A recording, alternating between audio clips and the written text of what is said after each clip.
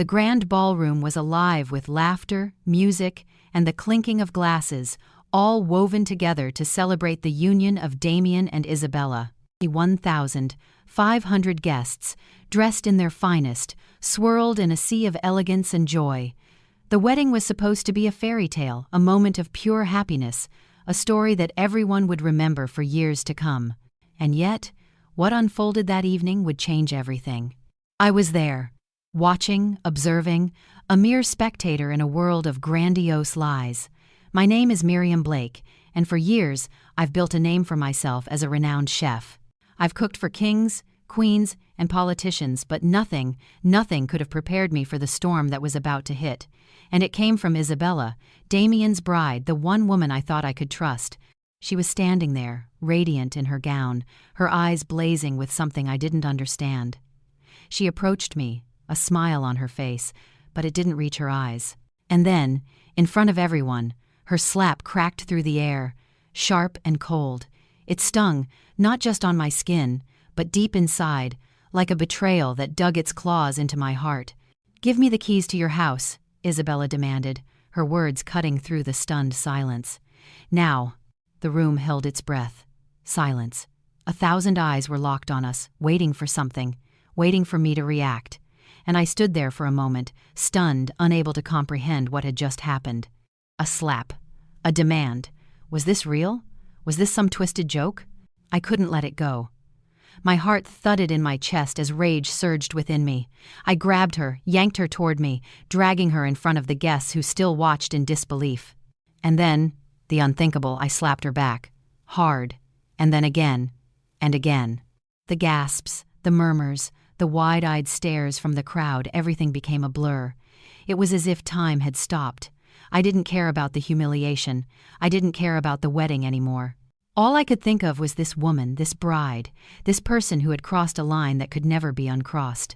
And just like that, the wedding reception, once filled with joy and celebration, was drowned in chaos. A beating, a mother's rage, a betrayal so deep it left everyone frozen, wondering, why? Why had it come to this? Now, I have to ask you, where are you watching from? What time is it there? Because no matter where you are, whether it's the quiet of the morning or the dead of night, this moment, this tragedy will make you wonder the same thing. How did this happen? Could we have prevented this? I should have seen it coming, but when you're too close to something, sometimes the signs slip right past you. I've always believed that the heart of a person lies in the secrets they keep, those hidden pockets of their soul, tucked away from the world, the ones they're afraid to share, the ones that, if revealed, could unravel everything. For years, I've kept my own secrets, tucked away behind the doors of my kitchen and the quiet hum of the restaurants I've built. But my secret wasn't just about the food. It was about something far more powerful. Wealth. Unseen wealth. Not the kind you flaunt, but the kind that's hidden in plain sight, disguised by a life of modesty and silence. I never told anyone how much I had. Not my family, not my friends, no one. Not even Lydia, my sister, the one person who should have known. She never understood why I kept it quiet, why I chose to live so simply despite the success I had built, but I knew better. In a world that loved excess, I knew how to make my money work for me without anyone noticing, and, if I'm being honest, I was protecting them all from the truth. My son, Damien, and his wife, Isabella, were living a dream, one that wasn't theirs to begin with. They had everything, or so it seemed. Designer clothes, vacations on private jets, homes with views that would make anyone jealous. But it wasn't their hard work that made it all happen. It was me. I was the one behind the scenes, quietly supporting their extravagant lifestyle, funding it from the shadows. A mother's love, you might say, but more than that, a mother's guilt. You see, my late husband, Victor, was always the one pushing for more space, more cars, more luxury. He'd want a house bigger than the last, a car faster than the last, an investment more profitable than the last. And somewhere along the way, I let him drag me into that dream of excess, that need for more, until it became the foundation of our entire existence. Victor was gone now, and I was left to pick up the pieces, still driven by that same mindset we had built together. But the more I gave, the more they took, and I never asked for anything in return. Not once. No one knew the price I was paying the nights I lay awake, wondering when it would all fall apart. My son, Damien, had become just like his father. He had everything, but he never seemed to understand the sacrifices I made. And Isabella, well, Isabella had always been a mystery. I'd watched her, the beautiful, poised bride. But deep down, I couldn't shake the feeling that she was playing a game that wasn't quite as innocent as it appeared. And yet, I never stopped giving, because that was what mothers do. They give, and they give, and they give some more, even when they know it's not being appreciated, even when they know they're being drained dry. You see, what no one knew was that I had been building a life of quiet luxury, one that was mine alone. Hidden investments, silent business ventures, the kind of wealth that doesn't show up in a bank account but quietly grows in the background, untold and unnoticed. Now, as I stood there, humiliated in front of 1,500 people, I couldn't help but wonder, had I been wrong to protect them for so long? Had I done them a disservice by letting them believe they deserved all this without ever understanding the cost? Was I complicit in their fantasies of grandeur? But now, something was changing. The facade was cracking. And when Isabella slapped me in front of everyone, I realized that all the sacrifices, all the silence, had led to this moment. This was no longer about family, about love, about giving. It was about power, control. And I was done being the silent supporter. I was done being the one who paid the price without anyone ever knowing. Where are you watching from right now? And what time is it for you? Because as you sit there, wherever you are, you may find yourself asking the same questions I've asked myself. Did I make the right choices? Did I do what I thought was best? Or did I create a monster in the process? Sometimes you don't see the storm coming until it's too late. And now, the storm was here, and it was far from over. They think I don't see it. But I do. I see everything. The subtle looks, the whispered words when they think I'm not listening. Damien and Isabella, my son and my daughter-in-law, both wrapped in their world of entitlement, both oblivious to the cost of their extravagant desires. It started with small demands, nothing that seemed out of the ordinary at first. Damien would ask for a bit more money for the wedding, maybe for a fancier venue, a designer gown for Isabella. I always gave in. After all, it was his big day. My son, the one I'd raised with so much love, was finally stepping into a life of his own, and I wanted to see him happy. But happiness, in their world, never seemed to be enough. They always wanted more. Isabella, however, had an edge to her. She was calculating, beautiful, yes, but sharp in ways that made my skin crawl. She didn't just want things, she expected them. And as the wedding day approached, I could see the greed creeping in, the constant whispers in Damien's ear, the insistent demands that grew louder and bolder with each passing day. "Mom," Damien would say, his voice low, like he was trying to convince himself as much as me, "you need to sell your house. You've got all this wealth, all this property. It's time to use it. We need the money, and you'll be helping us out." I wanted to scream. I wanted to tell him how much I had already given, how much I had already sacrificed for their so-called happiness. But I remained silent. What was the point? Every time I tried to speak up, to assert myself, they pushed harder. They didn't hear me. They didn't see me. All they saw was a bank account with an endless supply of funds. And then, Isabella, her eyes calculating, her smile sweet yet venomous, would add, "Miriam, darling, you want us to have the best, don't you? We're just asking for a little help. You know how hard Damien works, how much pressure he's under, and we really deserve this." Deserve? What did they deserve? A wedding paid for by a mother's lifetime of sacrifice? A future built on the backs of people like me who had given everything and asked for nothing in return? But there I was, constantly humiliated, constantly pushed to the side like an afterthought. Every time I gave in, every time I allowed myself to be manipulated, I felt a little more of my spirit slipping away.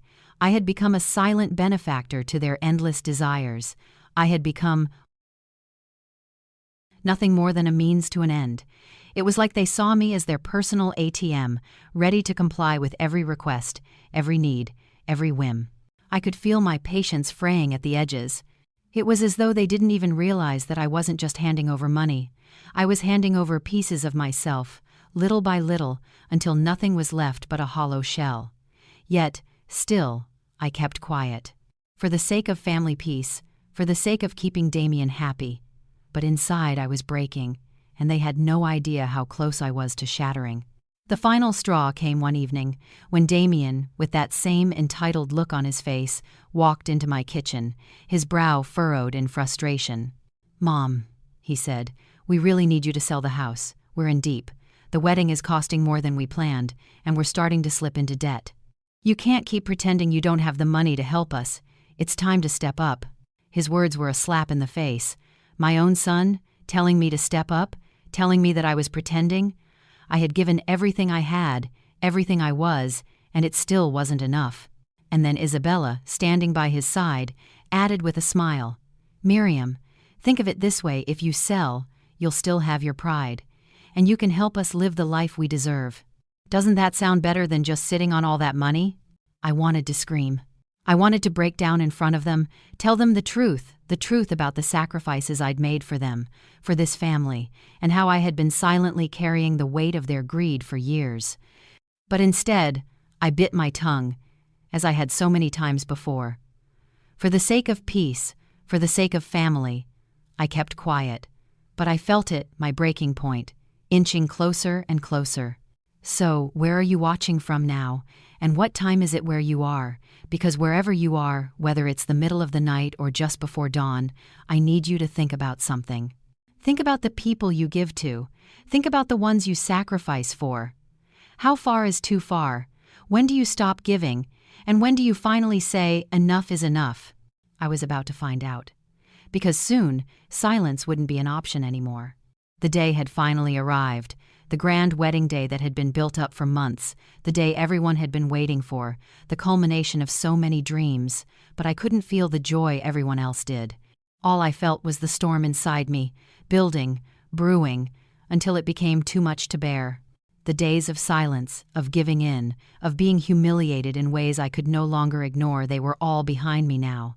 The room was filled with laughter, chatter, and the soft clinking of glasses as the wedding reception continued in full swing. 1,500 guests had gathered to witness Damien and Isabella's union, but no one could have anticipated the chaos that was about to unfold. Isabella had been making her rounds through the crowd, smiling, laughing, playing the role of the perfect bride. But then she appeared before me, her expression colder than ice. She looked at me, and before I could even blink, she spoke those same venomous words I had heard far too many times before. "Give me the keys to your house, Miriam." The slap came without warning. It wasn't just a slap, it was a public execution of everything I had silently endured. The sound of her hand against my face echoed across the ballroom, louder than any cheer, louder than any celebration. Time seemed to freeze for a moment, as I stood there, stunned, the sting of her palm still lingering on my skin. The entire room fell silent. You could hear the collective gasp from the guests, the hushed whispers beginning to spread like wildfire. But then, something inside me snapped. The anger, the years of humiliation, the countless sacrifices, I could feel it all surging through me like a flood that I had been holding back for far too long. Without thinking, without a second's hesitation, I grabbed her by the arm. The crowd gasped as I yanked her forward, dragging her through the sea of guests, pulling her into the center of it all, where everyone could see. Isabella's eyes widened in shock, but there was no stopping me. The moment I had dreaded for so long was here, and it was happening in front of everyone. The slap was nothing. The real punishment was yet to come. I raised my hand hard and I slapped her back. Once, twice, 3 times. The room was silent except for the sound of my hand connecting with her skin. Isabella tried to pull away, but I wouldn't let her go. The guests were frozen in place, unsure of what to do, unsure of what was happening. Some whispered, others gasped, but no one moved. And in that moment, I could feel every single eye on me. I was no longer Miriam, the silent benefactor, the long-suffering mother-in-law. I was Miriam, the woman who had finally had enough. I dragged her further, my hands trembling with a mixture of rage and disbelief. My own son, Damien, stood there, stunned into silence. I could see his confusion, his shock, as if he were trying to process what was happening, trying to understand how this had escalated so quickly. But there was no understanding anymore. There was no reasoning with me. The moment had arrived, and there was no turning back. The tension in the room was unbearable, like a thick fog pressing down on everyone. Some guests shifted uncomfortably, others whispered frantically behind their hands, but it didn't matter anymore. For the first time in years, I wasn't playing the role of the dutiful mother-in-law. I wasn't the silent giver, I was the force of reckoning. And as I stood there, still gripping Isabella, still trembling from the force of my own actions, I realized something. This wasn't just about the keys. This wasn't even about the wedding, or the money, or the house. This was about power, about control, and I had spent years giving it all away, letting them take and take without a single thought of my own worth. But not anymore. And now, you're watching, aren't you? Watching from wherever you are, wherever in the world you might be. And you're asking yourself, why did she do it? What pushed her to take such extreme measures? What had finally broken Miriam? Is it the money, the manipulation, the years of silent sacrifice? Or is it something deeper, something more primal that we all have in us when we're pushed to our limits? Because no matter where you are, no matter what time it is, you're witnessing something that can't be undone, a moment that will change everything. And the real question now is, what happens next? The room was still, silent. No one moved. The chaos had settled into an uncomfortable stillness, like the calm before the storm. Isabella was still shaking in my grip, her face red with a mixture of shock and humiliation. But I wasn't done, not by a long shot. I could feel the eyes of the guests burning into me, some curious, some afraid, but all of them riveted by the spectacle unfolding before them. And then, there it was. The moment I had been holding back for so long, the moment I had never thought I would have to face. The truth. Damien, still standing there in stunned silence, finally found his voice. "Mom, what are you doing?" he stammered. "What's going on? This is crazy." I turned my gaze toward him. My son, the one I had loved so fiercely, the one I had given everything for. I could see the confusion in his eyes, the disbelief, but it wasn't just shock, it was entitlement. Like he still didn't understand why I was angry, why this was happening, and that's when it hit me. He never really knew. "You want to know what's going on, Damien?" I said, my voice low but cutting through the tension like a knife. "I'm tired of being treated like an ATM. I'm tired of pretending I'm just some old woman with a few assets. I've been supporting your reckless spending for years, your debt, your lifestyle, your wedding. Do you understand that? I've been carrying this family's weight on my shoulders while you both sat back, living in luxury you didn't earn, spending money you never worked for." The room went deathly quiet. For a moment it felt like even the air had been sucked out of the ballroom. Everyone was waiting for something, waiting for the truth to sink in. And then I saw it, Damien's face, his confusion slowly turning into something else, something darker, something that almost looked like panic. "What the hell are you talking about, Mom?" he asked, his voice shaky. We're fine. We've got money for the wedding. We've got everything we need." "No, Damien," I interrupted, my voice growing stronger. "You've never been fine. I've been paying for all of it. The house you live in, the cars you drive, those vacations you and Isabella take as if you're royalty, all of it. It's been me. For years, I've been quietly financing your dreams while I stood by, pretending that you knew anything about hard work or sacrifice. You never asked, and I never told you. I thought I was helping you, but I was just enabling you." The shock on their faces was almost too much to bear. Damien's mouth hung open, his mind racing to process what I had just revealed. And Isabella looked like she had seen a ghost. Her beautiful, polished face now twisted in disbelief, like she couldn't comprehend the power I had been hiding from them, the control I had always held but had never shown. You've been financing our lifestyle?" Isabella stammered, her voice trembling, the facade of entitlement cracking before my eyes. "But we thought—" "You thought I was just some woman living modestly, didn't you?" I snapped. "I've been making investments. I've been building wealth in ways you'll never understand. But I kept it hidden because you were never meant to know. You wanted everything, and I let you take it all without realizing you were taking more from me than I had to give." For the first time, I could see the realization hit them both. The blinders were gone. Their eyes widened in horror as they finally understood just how much I had been carrying.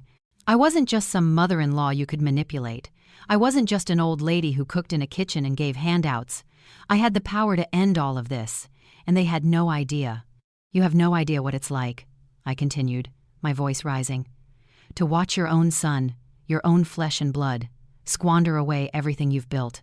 To watch your daughter-in-law demand more from you, taking it all, without any thought of what you've done to get it. I'm done. I'm done pretending I'm just a supporting character in this farce of a life you two have built.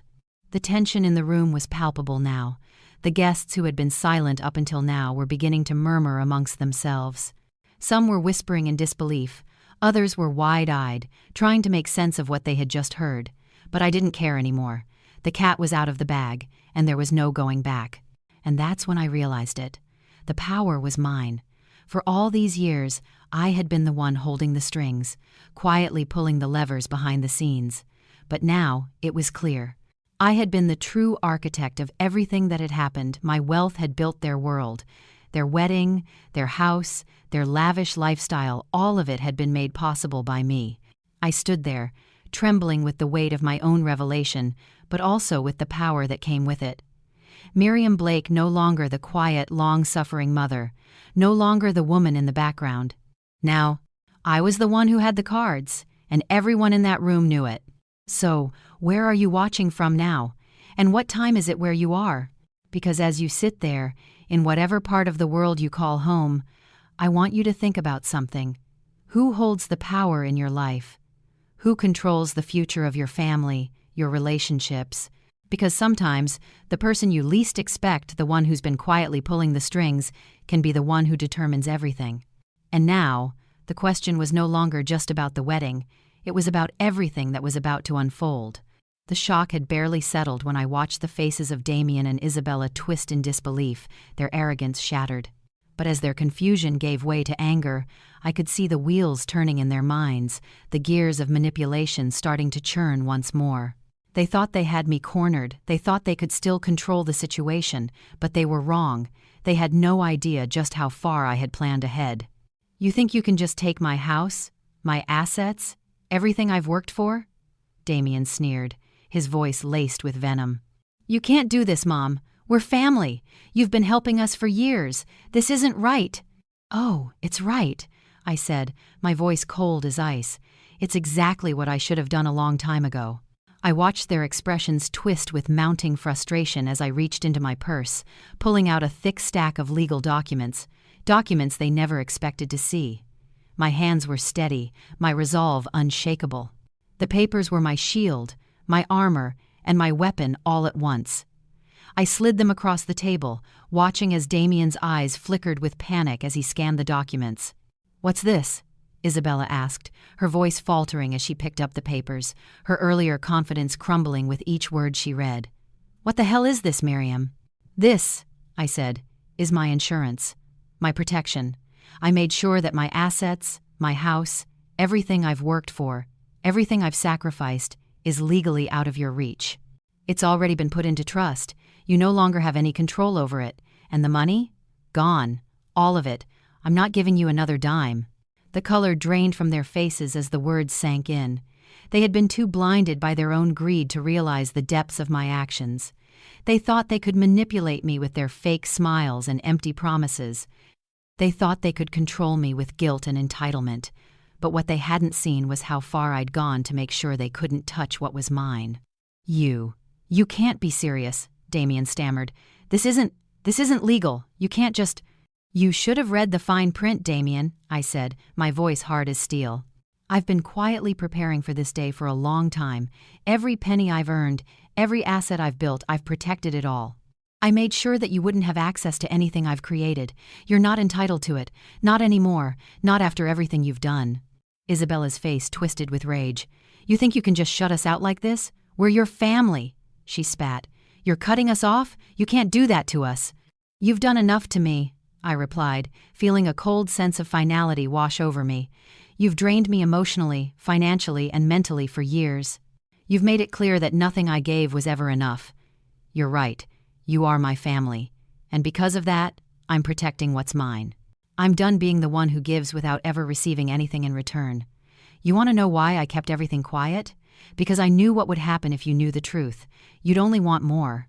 The tension between us was palpable now. They had tried to play me, tried to manipulate me into giving more, but they hadn't counted on me fighting back with something far more dangerous than money.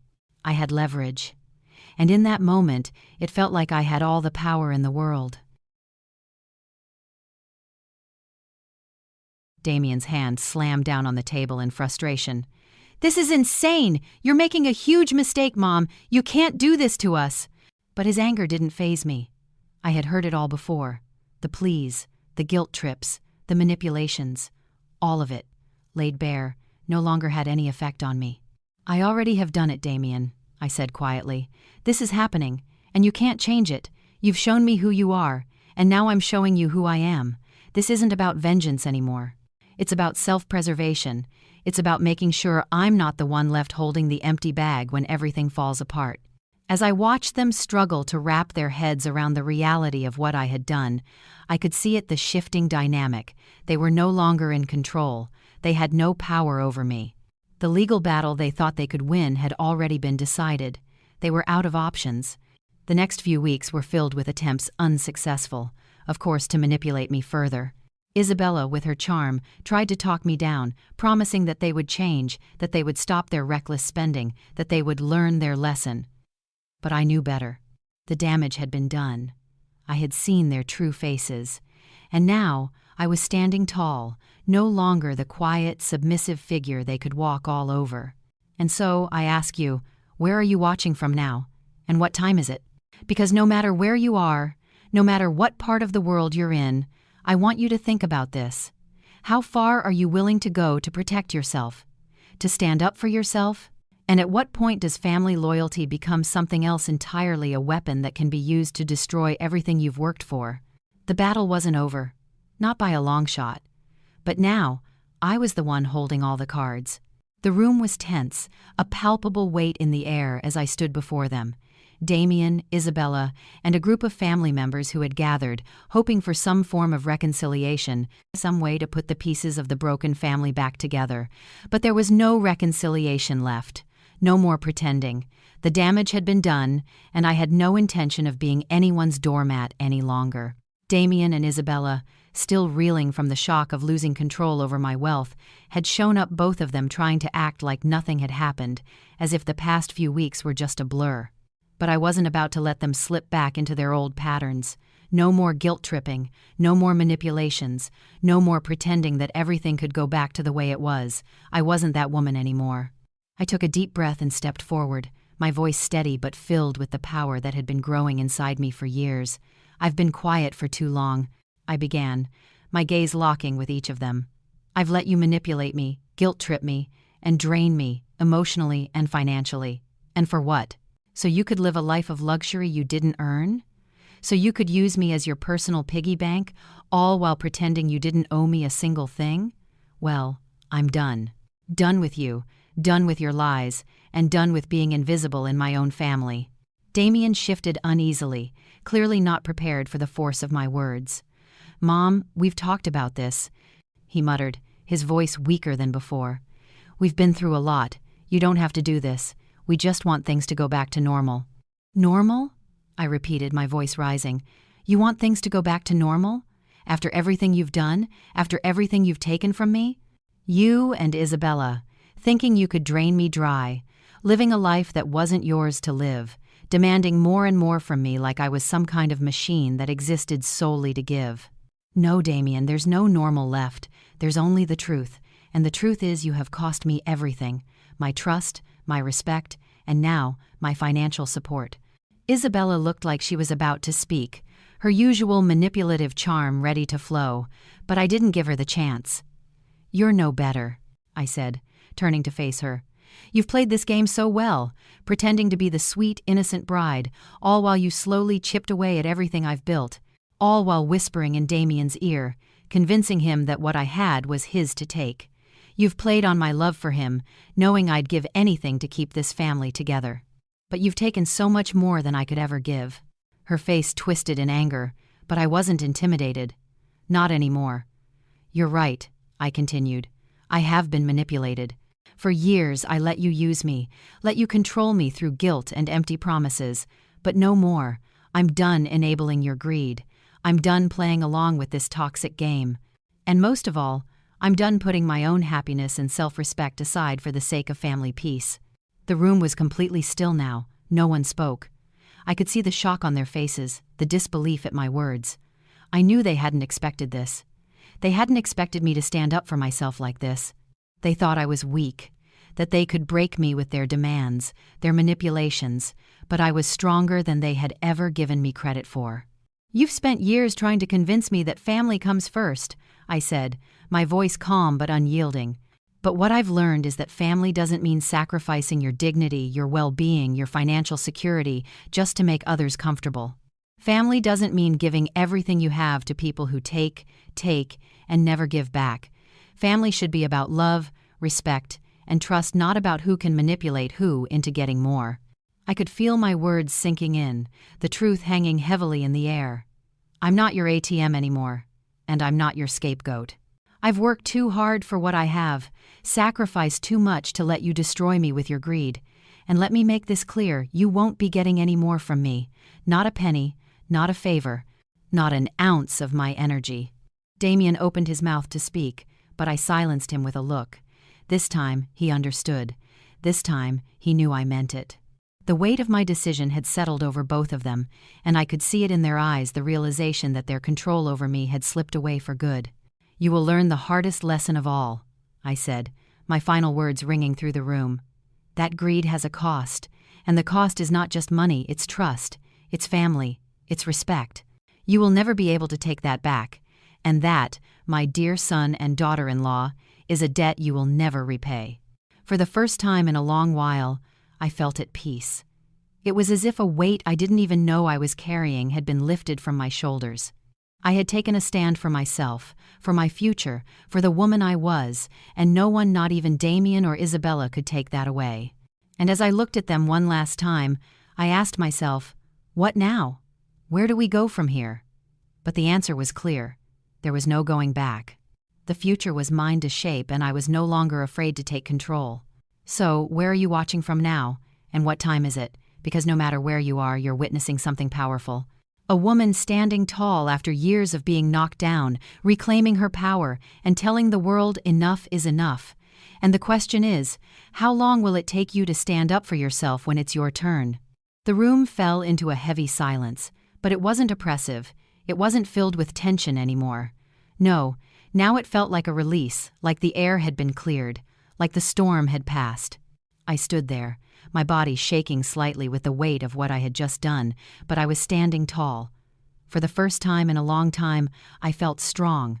I felt free. I turned away from Damien and Isabella, who stood there, speechless, trying to process everything I had just said. Their faces were pale, their eyes wide with disbelief and, for the first time, fear. The control they had once held over me was gone.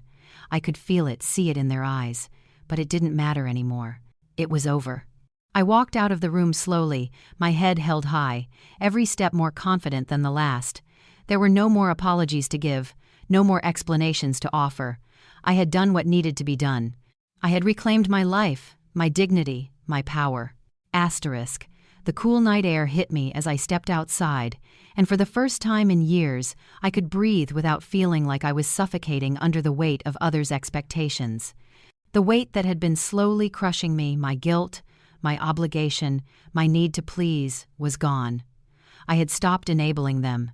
I had stopped putting their needs above my own, and now it was time to put myself first, time to rebuild, time to heal. The road ahead was uncertain, but that didn't scare me anymore. The choices I had made, the steps I had taken to protect myself, had set me free. And that freedom? It was everything. It was worth the anger, worth the pain, worth the years of manipulation. Because now I was free to make my own decisions, to live my life without the constant pressure of their greed hanging over me. As for Damien and Isabella, they would have to face the consequences of their actions. The life they had built on lies and manipulation was unraveling. Piece by piece, they no longer had me to rely on. And while it broke my heart to think about what would happen to my son, I knew deep down that this was the only way for them to learn if they ever would. They had taken advantage of me for far too long, and now they would have to face the truth, the truth about themselves, about their greed, about the damage they had caused. Maybe it would bring them closer together, or maybe it would tear them apart. I didn't know. And for the first time in years, I didn't care. I couldn't care. I had made my peace. I had done what I needed to do for me. As I drove away, leaving the chaos behind, I felt a quiet sense of satisfaction. The weight of years of sacrifice and self-doubt lifted, and a new chapter began. The future was no longer clouded with guilt and resentment. It was bright and open, waiting for me to write my own story, without anyone else's interference. And as I glanced out at the stars above, I couldn't help but think, there's so much more to life than living in the shadows of others. And for the first time in a long time, I was standing in the light. No longer hidden, no longer small. I had found my voice. And no one could take that from me. Wherever you are watching from, whatever time it is, I want you to think about this. When was the last time you stopped putting others' needs first? When was the last time you reclaimed your own power, your own life, your own peace? It's never too late to take control. Just like me, you can walk away from the things that weigh you down, and trust me, it feels so good. As I stood there, the world around me seemed to shift. The noise of the past, the manipulation, the guilt, the years of being unseen, all of it began to fade into the background. What I had just done, what I had just proven to myself, was something far more profound than a simple act of revenge. It was a reclaiming of who I was, a reclaiming of my life. In the end, this wasn't about punishing Damien and Isabella. It wasn't about getting back at them for all they had taken from me. It was about something deeper. It was about setting boundaries, about finding my voice, about standing up for myself, not because they deserved punishment, but because I deserved peace. I deserved respect. And I had finally decided to stop letting anyone take that from me. The journey I took from a woman who would silently give and give, losing pieces of herself with every sacrifice, to the bold, empowered woman who walked away with her head held high wasn't easy. It wasn't quick. But it was necessary. The woman I had become was not one who was afraid to say no, not one who was afraid to stand firm in her own worth. And the greatest lesson I learned? That reclaiming your dignity is never a selfish act. It's an act of self-love. You see, standing up for yourself isn't just about revenge. It's not about proving you're right or wrong. It's about taking back the power to live on your own terms. It's about deciding that your peace, your happiness, and your respect are non-negotiable. The moment I chose to take control was the moment I chose myself. So, as you watch this, wherever you are, whatever time it may be, I want you to think about this. When was the last time you stood up for yourself? When was the last time you said enough to the things that were draining you, to the people who took more than they gave, to the situations that pushed you into silence? The truth is, you don't need to wait for a breaking point to reclaim your power. You don't need to be pushed to your limit to put yourself first. It's not about waiting for a moment of crisis, it's about recognizing that you are worth standing up for every single day. It's about knowing that you have the right to draw a line in the sand and say, "This is where I stand." Miriam Blake, once a silent, submissive mother, had learned this lesson in the hardest way possible. But now, she was free. And so can you be. Take this with you, your life, your choices, your happiness. They are yours to control. And when you finally realize that, when you finally own your power, you'll see the world shift in ways you never imagined. Because in the end, true strength doesn't come from what you've been willing to give. It comes from knowing what you've been willing to take back.